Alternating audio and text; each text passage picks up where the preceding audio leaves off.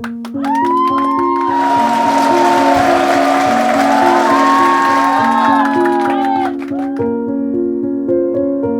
ये सच है कि मास्टर्स अपनी एक सीक्रेट टेक्निक किसी को नहीं बताते?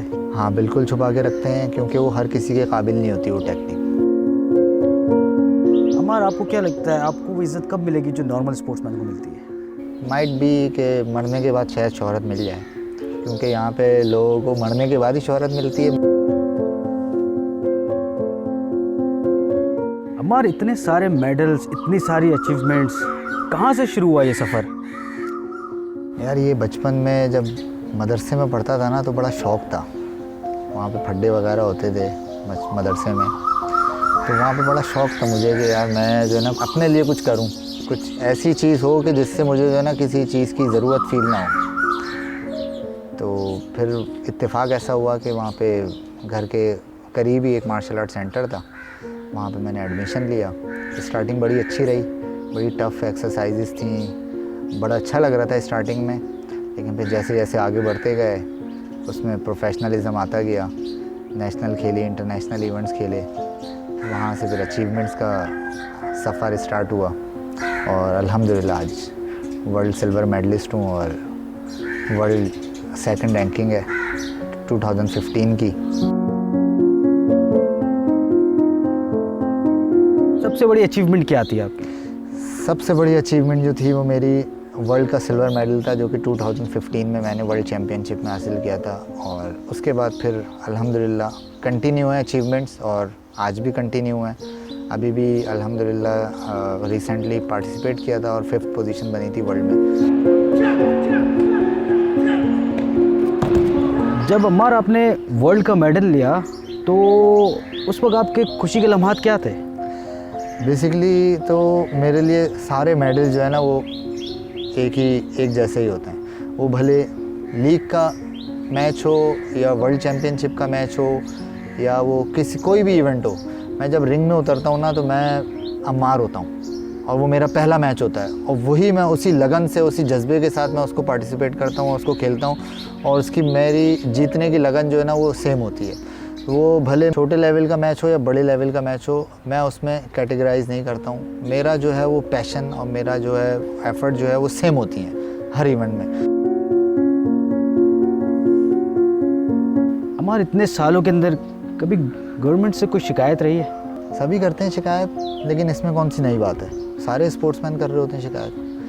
लेकिन मैं ये कहता हूँ कि बिल्ड योर ओन एम्पायर। आप अपनी एजुकेशन रखें, स्पोर्ट्स करें साथ साथ। अगर कहीं पे आपको गवर्नमेंट सपोर्ट नहीं करती है, आप प्राइवेट कंपनीज़ की तरफ रुजू करें। बहुत से अल्लाह के बंदे हैं जो कि सपोर्ट कर देते हैं आपको एट द मोमेंट, लेकिन यह है कि इसका ये मतलब नहीं है कि हाथ पाँव बांध के बैठ जाएँ। पाकिस्तान में प्राइवेट कंपनीज़ के पास बहुत चार्म होता है, मतलब वो आपको सपोर्ट करने के लिए हर वक्त रेडी रहते हैं, लेकिन उनके सामने आपने आपको प्रेजेंट कैसे करना है, बस ये आपके अंदर कला होनी चाहिए।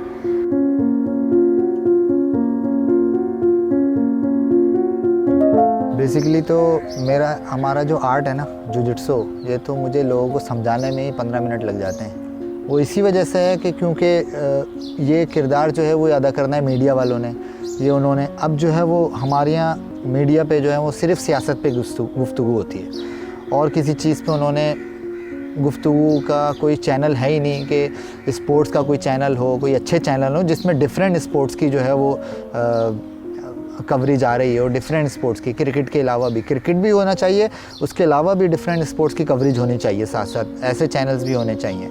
अब आप मुझे खुद बताएं कि आपका ताल्लुक भी मार्शल आर्ट से, आपके अलावा और कितने लोगों को मालूम होगा कि जुजित्सु क्या है? बहुत मुश्किल है। जब मैं मेडल जीत कर आया, मुझे अगर हाईलाइशन मिलती तो मुझे देख के आगे 10 लोग जो है वो उसको पाकिस्तान को रिप्रेजेंट करने के लिए आगे तैयार रहते, और उसके लिए किसको इज़्ज़त मिलती? पाकिस्तान को इज़्ज़त मिलती, पाकिस्तान का सर फ़ख्र से बुलंद होता। 16 साल के आपके इस कैरियर में घर वालों की तरफ से क्या सपोर्ट रही है? घर वालों की तरफ से तो काफ़ी सपोर्ट रही, लेकिन स्टार्टिंग में घर वाले थोड़ा बहुत रोकते भी थे, क्योंकि पढ़ाई डिस्टर्ब हो रही थी, तो उस वक्त जो है वो रोक देते थे, कुछ इवेंट्स में जाने से मना कर देते। तो ऐसे ही एक जो है एक मोमेंट था मेरा, जो कि बिल्कुल एंड टाइम पे, जो कि मैं आपसे ज़्यादा शेयर करूँगा वो, कि मैंने बड़ी मेहनत की, बहुत तैयारी करी, अपना वेट लूज़ किया, उस कंपटीशन की participate, weight categories wise competition होता है, तो उस कैटेगरी में लाने के लिए मैंने अपने आप को डाउन किया, वेट डाउन किया, और बहुत तैयारी करके मैं जब बिल्कुल तैयारी करके निकलने लगा और जो है ट्रेन स्टेशन पे जो है वो पहुंच के मुझे जो है ना घर वालों की तरफ से बिल्कुल एंड में मना कर दिया गया, तो वो बड़ा ही सैड मोमेंट था। मतलब उसके बाद जो है वो ऐसी फीलिंग्स थी कि दिल कर रहा था कि ट्रेन के आगे आके ही जान दे दो, लेकिन मैं वहाँ पे हारा नहीं। मैंने जो है ना उसको कंटिन्यू करा, मैंने उसको अपना मतलब एक ऑब्स्टिकल समझा। लाइफ में जो आते हैं, लाइफ में ऑब्स्टिकल आते हैं, आप थोड़ा सा बैक स्टेप लेके ही आप स्पीड से भागना शुरू करते हैं, और उसके बाद ही मेरे जो है वो इवेंट्स के और चैम्पियनशिप्स के जो है मेडल्स आना शुरू हुए, और अचीवमेंट का सिलसिला जो है ना कंटिन्यू रहा, और ये बिल्कुल स्टार्टिंग का वाक़या है। और उसके बाद अल्हम्दुलिल्लाह देखें आज मैं यहाँ पे खड़ा हूँ।